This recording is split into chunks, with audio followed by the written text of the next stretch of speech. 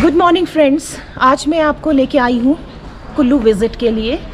कुल्लू मनाली घूमने के लिए अगर आप आते हैं और आपने रघुनाथ मंदिर मिस कर दिया तो क्या आपने कुल्लू मनाली घूमा, वो विज़िट आपका पूरा नहीं हो पाया। तो इसीलिए मैं आपको लेके आई हूँ कुल्लू के आराध्य और इष्ट देव रघुनाथ मंदिर।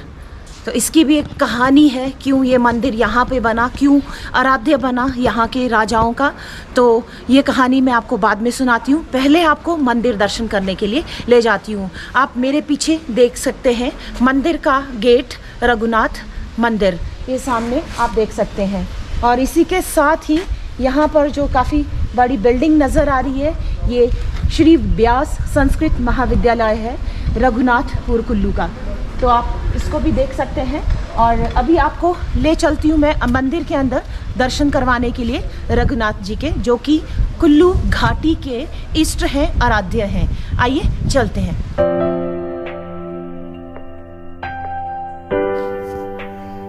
रघुनाथ जी का ये प्राचीन मंदिर सुल्तानपुर इस जगह का नाम है, यहाँ पर राजमहल के साथ ही स्थित है।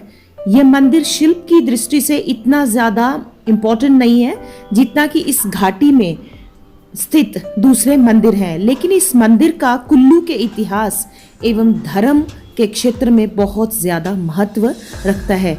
मंदिर का निर्माण एवं रघुनाथ जी की मूर्ति के साथ बहुत ही एक इंटरेस्टिंग कहानी कथा जुड़ी हुई है। कहा जाता है कि राजा जगत सिंह के शासनकाल में कुल्लू के टिप्री गांव में एक ब्राह्मण दुर्गादत्त नाम से फेमस है, वो वहाँ पर रहते थे अपने परिवार के साथ। ये ब्राह्मण बहुत ज़्यादा इंटेलिजेंट था, विद्वान था, जिसके पास लोग बहुत आते जाते रहते थे। इसी कारण कुछ ऐसे दरबारी थे जो उससे जेलस करने लगे। उन्होंने राजा से कहा, जब राजा मणिकर्ण तीर्थ जाने की सोच रहे थे, कि टिप्री में एक ब्राह्मण है और उसके पास मोतियों का खजाना है।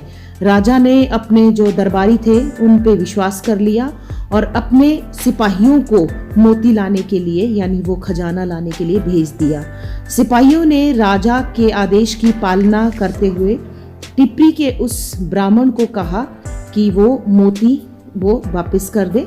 ये सुनकर ब्राह्मण बहुत ज़्यादा हैरान हुआ और उन्होंने कहा कि आप लोगों को कोई गलत फहमी हुई है, और कहा कि मेरे पास तो ऐसा कुछ नहीं है। तो राजा के जो सिपाही थे उन्होंने उनको बहुत ज़्यादा तंग करना शुरू कर दिया। तो ब्राह्मण ने कहा कि जब राजा मणिकर्ण से वापस आएंगे तो मैं उनको वो सारा खजाना दे दूंगा। और तब उन सिपाहियों ने उस ब्राह्मण को तंग करना बंद कर दिया।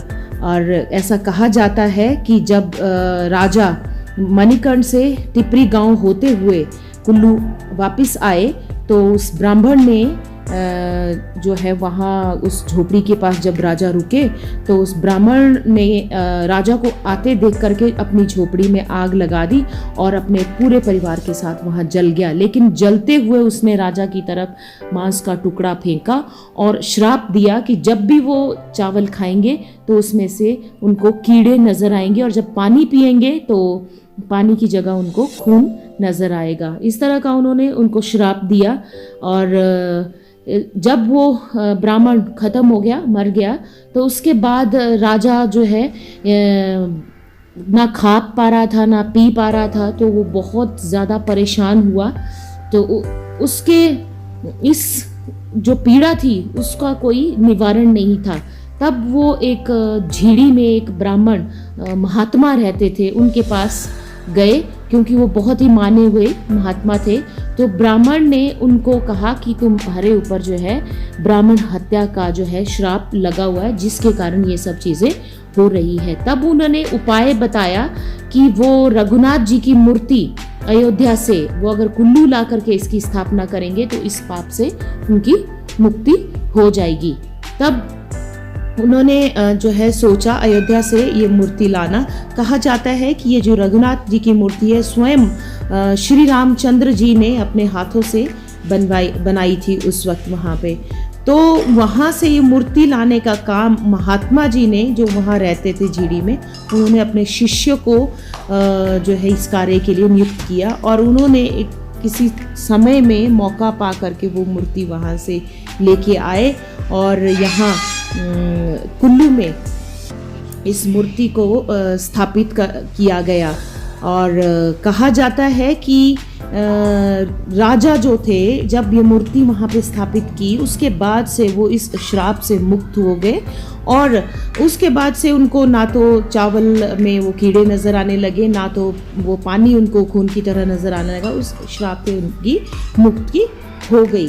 तो इस तरह से विजयदशमी के दिन जो लोग कहते हैं कि रघुनाथ जी की मूर्ति की स्थापना की गई थी, उस समय जो वहाँ के जितने भी देवता आए हुए थे और राजा ने उन सभी को अपने अपने जो है अलग अलग जागीरें सौंप दी और रघुनाथ जी को कुल्लू का इष्ट और आराध्य मान करके उन्होंने अपना राजकाज उनके हाथों सौंप दिया और स्वयं जो है उनके रघुनाथ जी के भक्त बन गए। तो इस तरह की ये कहानी है कुल्लू के रघुनाथ मंदिर की जो मैंने आपको बताई। और इस तरह से ये जो सारा आधिपत्य रघुनाथ जी का बहुत समय से कुल्लू में चल रहा है। ये जो कथा मैंने आपको सुनाई ये यहाँ की जन श्रुति के अनुसार ये सारी चीजें मानी जाती है। दोस्तों, जब भी आप कुल्लू मनाली विजिट करते हैं तो यहाँ पर राजमहल के साथ साथ रघुनाथ मंदिर जी के दर्शन ज़रूर करें, क्योंकि कुल्लू मनाली आए और आपने रघुनाथ मंदिर आराध्य कुल्लू के और इष्ट वो नहीं देखा तो आपका ये सफ़र अधूरा है। बने रहिए महादेव फैमिली के साथ। Thank you for watching. Bye bye.